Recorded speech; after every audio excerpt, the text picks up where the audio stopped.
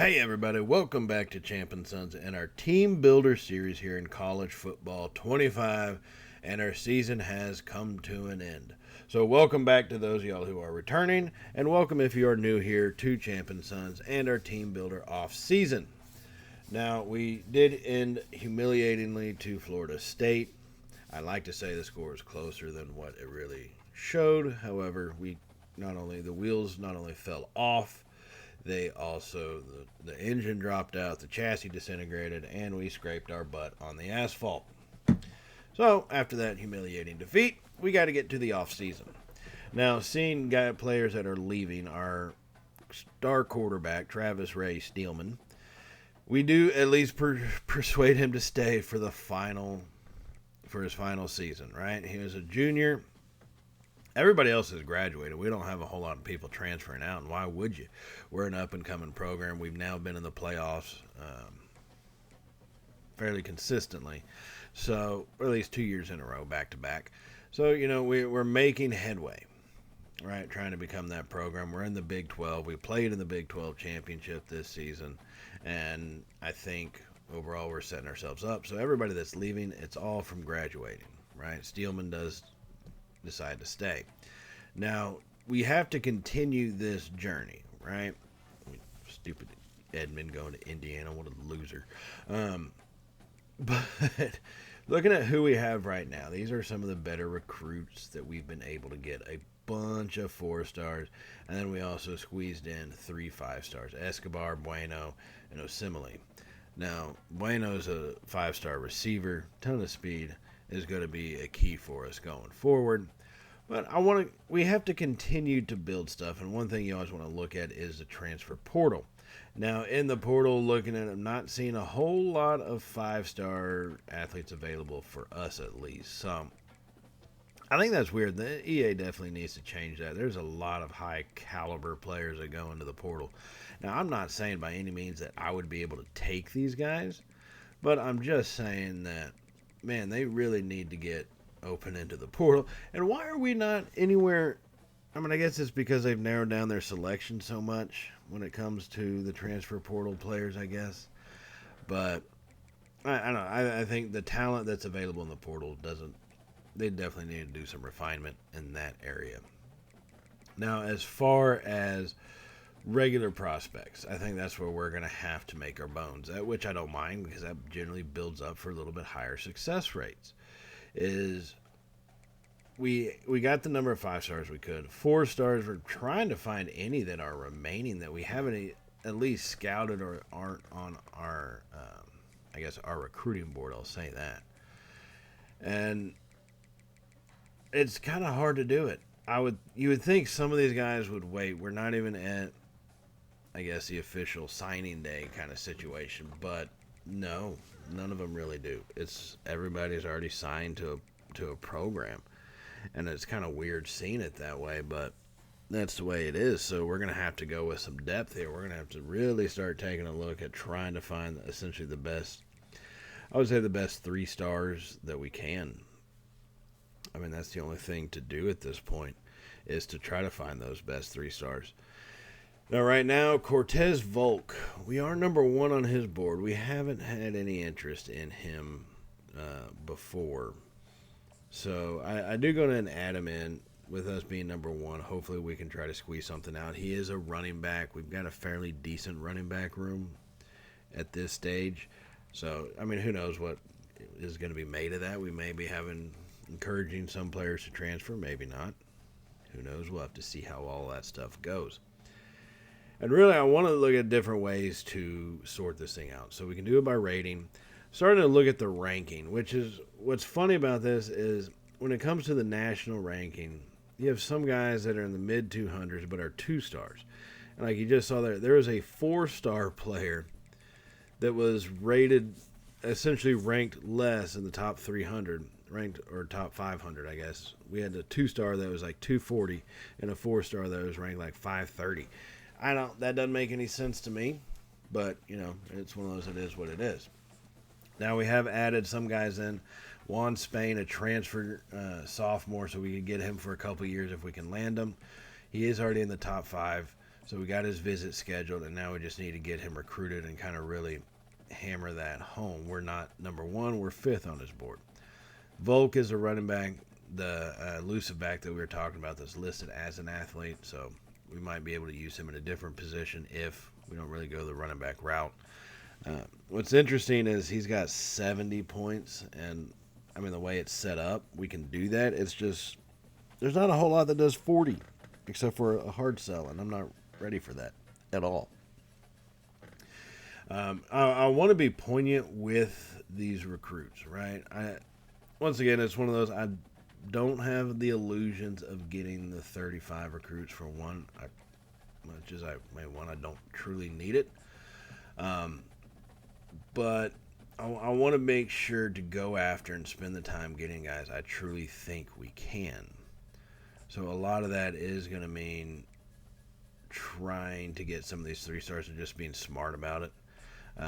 Some of them, like Cave, we were 10th on his interest. Ramirez, we're 2nd. So how do we work those two things out? Tyler Ramirez being a right guard, an agile style right guard. I definitely do need line depth, so we're going to try to build that up. But it's nothing too important. Just got to figure a way to get his points. Darvian Maddox, cornerback, a freshman transfer. What I like about him, he's got 88 speed, which is pretty decent for a freshman transfer. Now, man coverage is a little low, 68, and same thing with press, I don't like. But zone coverage is a 76, and we do run a lot of zone. So as a 2-star, he's actually got definite potential to see playing time. He's a transfer freshman, so we're talking a couple years, maybe not this next season, but definitely probably the season after that, get him develop some. He's got potential. Tommy Crumpler, another defensive back. Once again, it's building depth in the defensive backfield.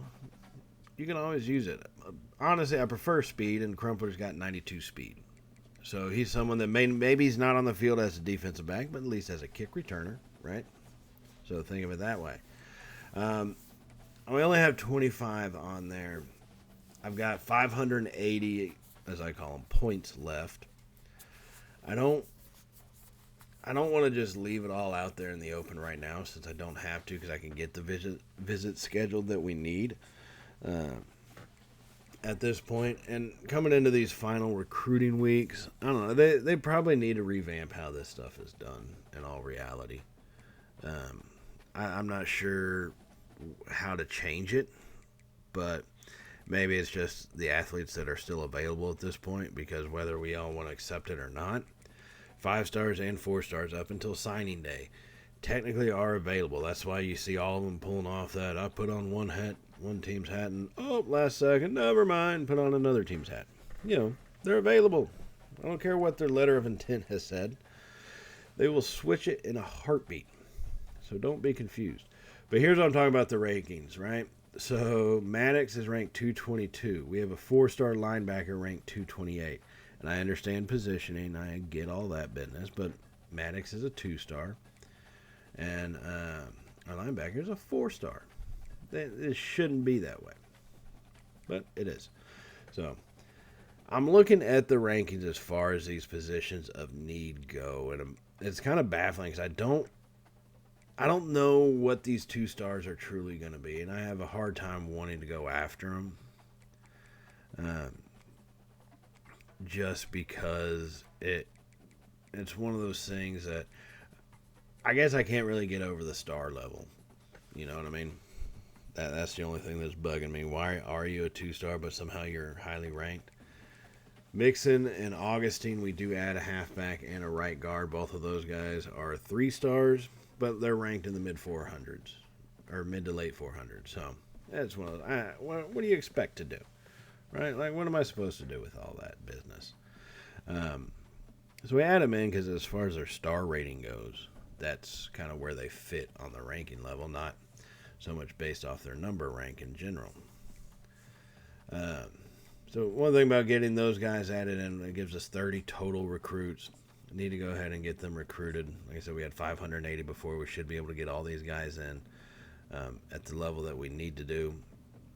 Carvalho, For a tight end, run block is 71. It's something I can work with. He's not going to be the greatest run blocker, at least to start, but he'll be a true freshman, so he probably won't see a whole lot of playing time. He's got development time. It is what it is. Now, Troy Mixon, a running back, he is going to be a gem, 92 speed, 88 acceleration. He's someone that can actually, I think, make a pretty positive impact for us fairly early on. So it's going to be trying to get as many points on him as we can. We can get 70, but if I want to send the house plus a little extra, I can't get to 70. Augustine, another lineman, pass protector, definitely pretty solid. Not an all-star to start out, but can become one. Greg Lemon's another right tackle, trying to build up this line that we have here. 82 pass block power. He's a gem, 77 pass block finesse. And the way with our passing game, we definitely need players like that on our line. Once again, not a first-year starter. Probably, in all reality, second year maybe, third year. Although he'll basically redshirt that freshman year. So we'll get him for a good few years. Baskerville, a free safety, 69 tackle. 86 speed is pretty good. 79 pursuit I actually kind of like for where we are in development as a team. He'll be able to at least take a semi-proper angle versus what we've seen in our previous seasons with some players and the angle of attack they go for on the tackle, right? Now, week 1 gets done, and we just added a bunch of guys in, right? And that's what happened. And you see there's not a whole lot of movement on these people. This isn't something where, all these guys suddenly decided to come to our school. No, we just added a bunch. We're still recruiting them. This is still like a big-time selling game, which, I mean, if you look at our other dynasty, this does go a lot quicker, and I don't know if this is just because we're still considered a smaller school, even though we've now been in the playoffs and conference championship game in a Power 4 conference. But I don't know. I'm not, like I said, there just needs to be some changes. I'm not the one to make the changes. I'm just saying, I've heard throughout the college football landscape of the video game that there definitely do need to be. I think we all can agree on that. Now, looking at these other guys, we're not seeing much movement from Carvalho, Mixon, Augustine. Top 8 instead of being from the top 10. We're in second place instead of uninterested. That's really about it. Now, Juan Spain, after week 2, since we didn't make many changes, does commit over to us, so that is a big pickup on the defensive line. I think that's someone that is going to be able to truly help us out. With trying to stop the run up the middle, some places where we did kind of lack in the last season. Volk is now ready for a visit. His deal breaker is pro potential, so we're going to get that going. Now, he's only in top 5. I try to hold off the hard sell until they get to the top 3. But at some point, I kind of just want to push the issue with him, maybe get us into that top 3 a lot quicker.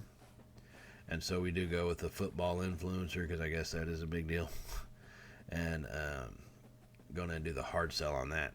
Now, I want to use up all 70 points. So I'm going to contact friends and family on top of the hard sell plus the social media gets me to that 70. And that's kind of what you have to do at times is change things around like that. Like I said, I normally don't like doing a hard sell until I'm in the top 3. However, if I really truly need to make some space and I know what their 3 check marks are, and I don't have to sway them one way or the other, I'm going to go ahead and do the hard sell at a stage like this in the off-season recruiting because it is such a short time for us. It's 4 weeks. Every other school the computer uses got 6 weeks of visits and so forth. We get 4. Got to hammer it home when we can. Now, Tyler Ramirez, we have moved up into first. Once again, still top 5. It's going slow. This is not a quick process for us here to get these things done. And I guess it may be just the impatience of myself expecting these recruits to want to come to my school earlier than they do. But I don't know. It just seems to be in an off season where you have such a limited time as a user to actually recruit guys. I would like to think it would go a little higher up, especially, so not so much with Tyler Ramirez, but with Maddox coming up, a 2-star transfer freshman. We're a college football playoff semifinal team. I mean, really? It takes that much for you to decide to come? It's going to take weeks of us hammering home recruiting for you to decide this is where you want to be? And I understand, well, in real life, there's NIL deal. That's not what this shit has. Okay, let's be honest. It's got brand exposure, which I don't even know how big of a role that truly plays unless it's their deal breaker. But even then, every deal breaker for that has to be a B minus. And if you're at a B, you meet it. So, as it is what it is. I think Maddox would have already definitely committed. Crumpler, I'm not so sure. Battling with Colorado, we did overtake them for his number one interest. So we are going to finally get his visit scheduled since he's narrowed us down to the top 5 after 2 weeks. Or this really being the second week, I guess. Or no, this is the third week, yeah. Carvalho, once again, top 5. Yahoo! About damn time. Here in week 3 of the offseason. Now he decides to put us in the top 5. So we get his visit scheduled. And I'll say this. Normally I do the visit scheduling based off whatever their deal breaker is. As far as what we give them. Like the whole family visit, playing style, what have you. That's generally how we go off of it. If they don't have one, I normally try to find one that meets up with the check mark on the side. Just go with that way if they don't have a deal breaker.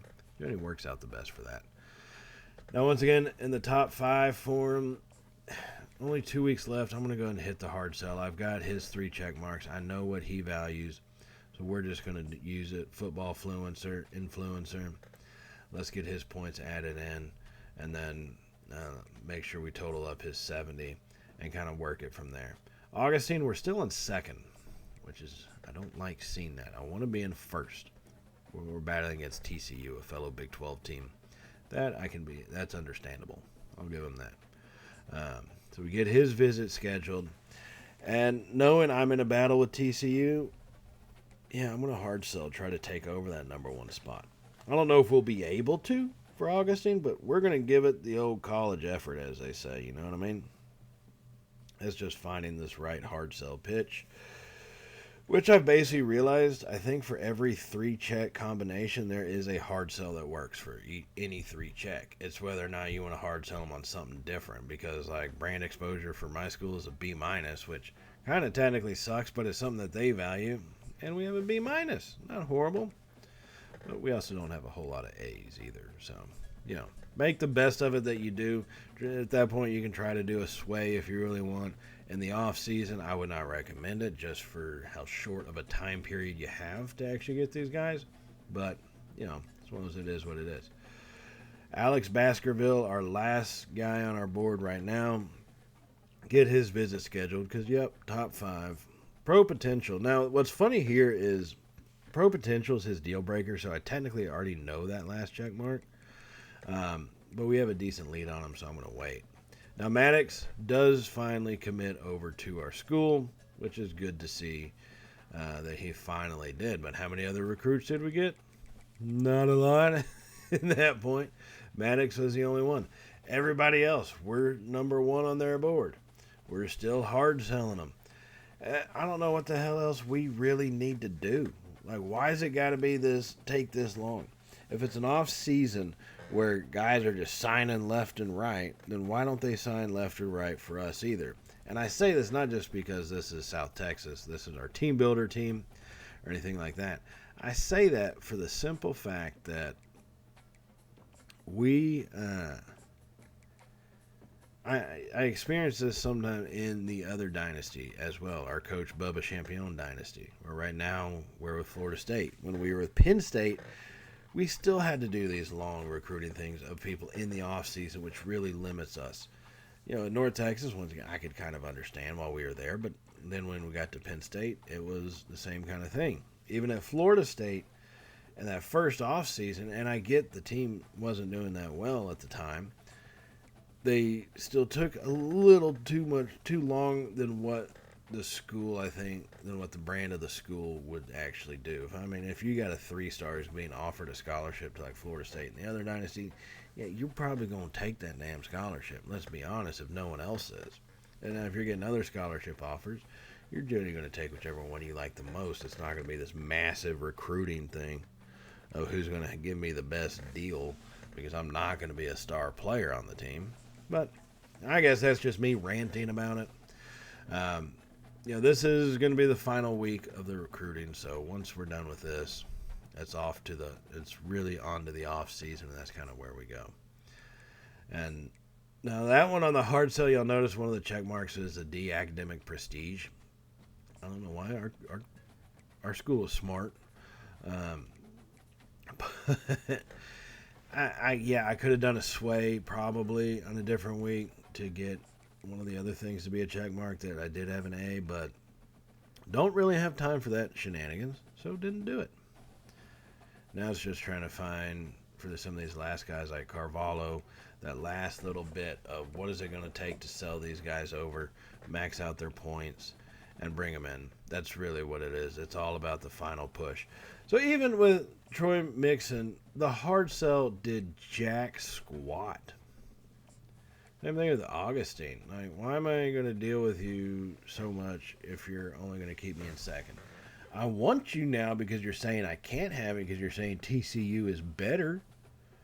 But, I mean, it's one of those, what else am I supposed to do? Have y'all run into this type of situation? What did you do to get the athlete? Because I hate sitting there in second going, well, I technically have done everything I can do. Man, I sent the house at this dude plus some extra business.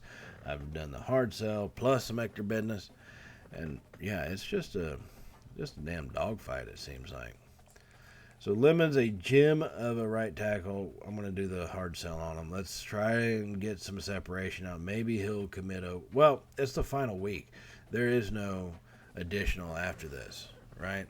So I think if they're at the top of our board, then they'll commit. Or if we're their number one interest, then they'll commit to us. I haven't fully figured that out. I'm fairly certain that's probably how it is. If we're number one, they'll commit to us. If not, they won't. They'll commit to whoever is number one on their interest level. So, got to keep that crap in mind as we go through and try to hit these hard sells. And really, with it being the last week, I just want to be the number one on their interest. That's all I need. That's all I want.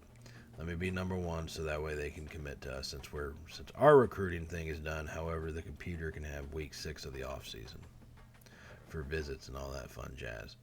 So it's one of those kind of it is what it is situations. But just checking out these last of them, seeing what else we could do. Not much else to do. And let's move forward. And Volt commits. Ramirez commits. Carvalho, he's coming down to South Texas. Baskerville, he'll be there from Tampa, Florida. Wade Cave, all the way from South Carolina. Tommy Crumpler. So, yeah, number one on the board, they came. Troy Mixon out of Iowa City. Greg Lemons from Kansas. And we end up with a top 5 recruiting class. 3 5-star, 14 4-stars, 11 3-star. And we did get 1 2-star. Not sure that made much of a difference, but we got them, though. We did get them. So that brings us into the next segment of the offseason, which is going to be the custom schedule. Now, this is a thing where I like having a home-and-home series against teams. I think that's more reasonable. I think it happens in real life. So I try to schedule that out as best I can. And that's kind of where we want to start doing. With them. One, I hate playing the FCS schools. I just do. I will at times to think about, schools like Texas play Colorado State, right? They play UTSA. Now, to be fair, UTSA can put up a fight. They've been known to do that, but Colorado State, not so much. Always against teams like Texas. It's like whenever North Texas would go travel and play at Alabama. Alabama didn't schedule them because they were going to be tough. They scheduled them because they wanted to get their season started off right. So I can understand that from a certain point. And I'm trying to think with the way the schedule's set up right now. If we did this schedule, we're talking 4 games back-to-back in a row on the road. Start out at home in week 1, then week 2, week 3 on the road. And then we jump into our season, our conference play, being on the road as well against Cincinnati and Iowa State, 2 teams from the new Big 12 North. And I don't really want to be in that kind of position. I think we need to have some home and home series kick off against some bigger schools. But here's a question I would have is, what kind of bigger school do we really want to go after, right? Or do we just want to give the appearance of going after a bigger school? Like if I were to schedule Vanderbilt from the SEC, now they're the bottom tier of the SEC, but if I were to schedule them, would that mean, be anything? I don't know, even know why I would. The game doesn't take into strength of schedule. Yeah. Now, I mentioned Colorado State earlier being like an FCS team. I put Colorado State on our schedule, just like Texas did this season in real life. I put them as week number 1, just because I do want to build some confidence, right? You got to get that going to get a season started off quite proper. And then it's kind of deciding where to go from there. Arkansas is ranked number 9. We're number 7, though. So starting a home and home against an SEC opponent like Arkansas is going to be a big deal. And then also against a Big Ten opponent. Now, I don't want to strictly do a team like Purdue because I don't want to play at their stadium. I mean, that's really what it boils down to. I just don't want to play it there. Nittany Lions going up to Happy Valley wouldn't be all that bad, but they're not a ranked team. I don't want it to be something super easy. So looking at the ranked Big Ten, you're talking Michigan, Iowa, Ohio State, Oregon, USC, and Washington. Now, Nebraska's an interesting one because they used to be in the Big 12. We're in the Big 12 now. But they're only a 3.5-star unranked. So I think the best option is probably going to be the Buckeyes of Ohio State. Now, I'm going to play them at home in our first series in this home and home. So this season, we're at Arkansas in Fayetteville and home versus Ohio State. Next season, we'll swap that. We'll be home versus Arkansas, and then we'll be in the horseshoe at Ohio State. So I think that's a pretty good start out to it. Conference schedule, nothing you can do about that. It is what it is. So I really just focus on those first 3 games away since we do play 9 conference games. And I think that really works out for us in the end. I think it's going to be a good test, a good little statement of where are we as a team and as a program so far, coming off a pretty impressive and kind of shocking year, getting all the way down there to the semifinals to get slaughtered by Florida State. Now, here we come into the, preseason recruiting, right? And as you can tell, we have a lot of needs. But one thing that's bugging me is Steelman is going to be leaving after this season, right? We convinced him to stay to give it another run for his senior year. So he is going to be gone after this year. And I do know we have a lot of good backup QBs right now that I think we can really build off of. But we do need to start looking to add some guys in. We just do. So I go ahead and separate out these guys by their ranking, and we start getting them added in here. It's one of those things, so I want to add in multiple quarterbacks, but you do kind of, at least I get nervous. I know the deal breaker is not playing time or something, but I don't know. A part of me just doesn't want to recruit 2 4-star quarterbacks at the same time, knowing I'm going to have to encourage one of them to transfer out probably. That's just an issue. I did add in a 5-star quarterback plus a 4-star, which is fine by me. If I can land one of those 2, then great. I added in Irving just because I don't know if I'll land Bosch. Is what that amounts to. I really want a damn 5-star quarterback. I really do. So I put 2 of them on my board. Now, this season, to start out the recruiting, we have 1,000 hours. Right, I've already added 12 recruiting targets on here. And keep in mind, this first go-around, you can only do so much in terms of the recruiting, as in you can scout them and offer a scholarship. That is it. There is no more, or there is no, let's spend points on them right now. If I were to say to change anything about recruiting, for the love of God, change that aspect to it. Let us go ahead and have the points to spend. So that way I can see Brent's is a gem of a 5-star defensive end. Let me offer the scholarship. Let me go ahead and send the house to him. I mean, he's got talent. He's got 86 finesse moves, 89 acceleration, 86 speed. Play recognition's a little low. Let's be honest. But pursuit's a 79. And coming off the edge, that's what you need. That is it. Bosch, he's not a bust, but definitely not a gem of a 5-star quarterback. 88 throwing power, 75 awareness. Deep accuracy is 80. I do like that, though. Break sack is an 83. Now, I think his short accuracy, which is labeled as an 82, should be better than what it is, but it's not, so we just deal with it as it be. Now, coming into Jake Stevens, 76 block shedding as a defensive tackle, 86 tackle. I do like that, and 80 play recognition. I don't know how much he'll play this first season. It kind of depends on what his ratings are, his overall in the end, but that dude's got definite talent, got definite capability. Evan McSturdy, another offensive lineman, 5-star, 80 pass block, 78 run block power, and 84 impact. Those are all definite beautiful stats I need for a lineman. Now, we're nowhere near any of these guys' interests with the exception of Brent's is the only one that did have interest in us as far as 5-stars go. So everybody else is probably going to be moved off our board at some point if we don't see a lot of headway.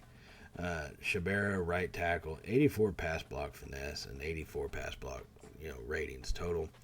I think he's got capability. I just got to get him interested in us. I got to get him wanting to come to our school. Connor Henry, strong safety. We do need it. He's a run support guy, but he's definitely not a gem of a dude. 89 speed, 77 pursuit, and 74 zone coverage, 75 tackles. So looking at those numbers, that's a lot of numbers. It means he's probably not going to be a star to start. He might become a star his senior season, maybe, if he develops correctly, but there's no guarantee of that one. Matthias Jackson, another defensive end, 79 tackle, 83 power moves, but his pursuit is only 74. He got a 74 pursuit with an 81 speed. It's not the greatest. Definitely probably won't use him in a rushing end situation. Trey Gourlay, quarterback, 4-star, 91 throw power, 86 short, 81 medium, and 84 throw on the run. I do like that, but it says he's a scrambler, but he only has 81 speed. I'm not a fan of that. For a scrambler, I want a guy to have a little bit more speed and ability to escape, I think.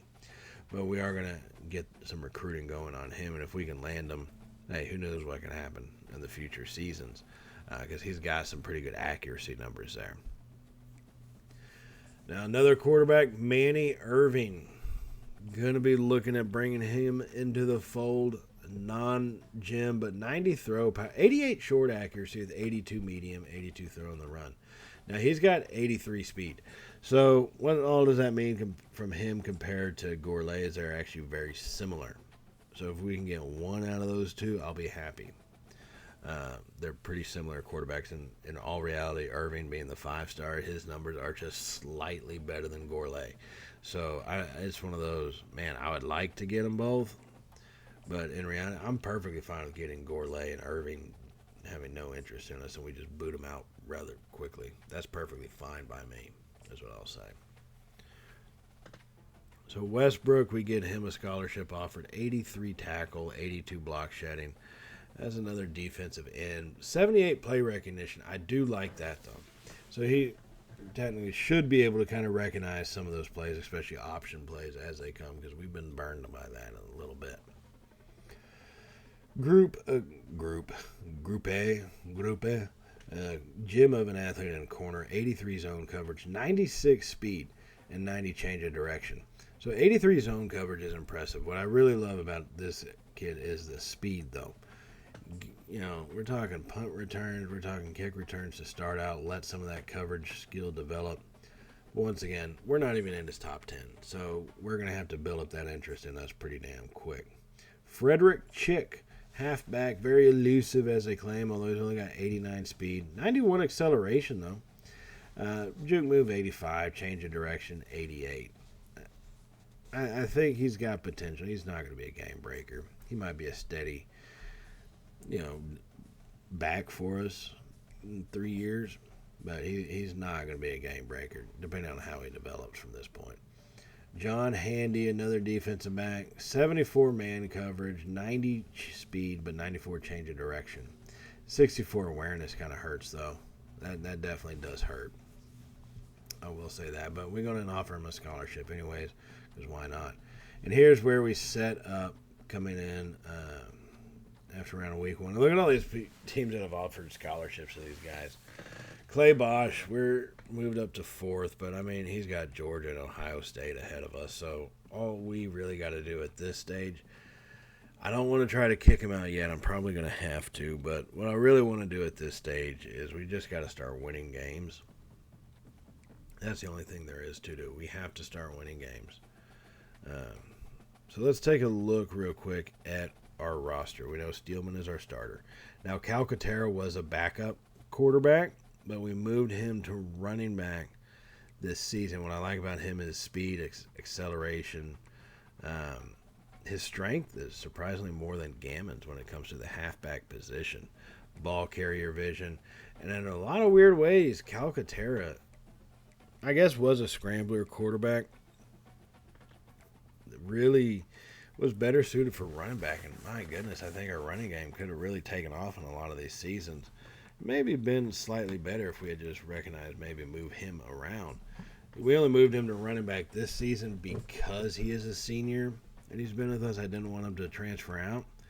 Plus, we can always move him back to quarterback if we absolutely have to. So I do put Calcaterra at running back. Now, Brockle, our freshman, 92 speed. Once again, I'm going to go with guys that have got speed when it comes to the running back position. So, yeah, we're definitely not a power running team.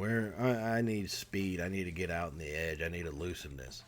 The way we pass the ball, the way we run screenplays, I need guys who can get out there. Fullbacks, they are what they are.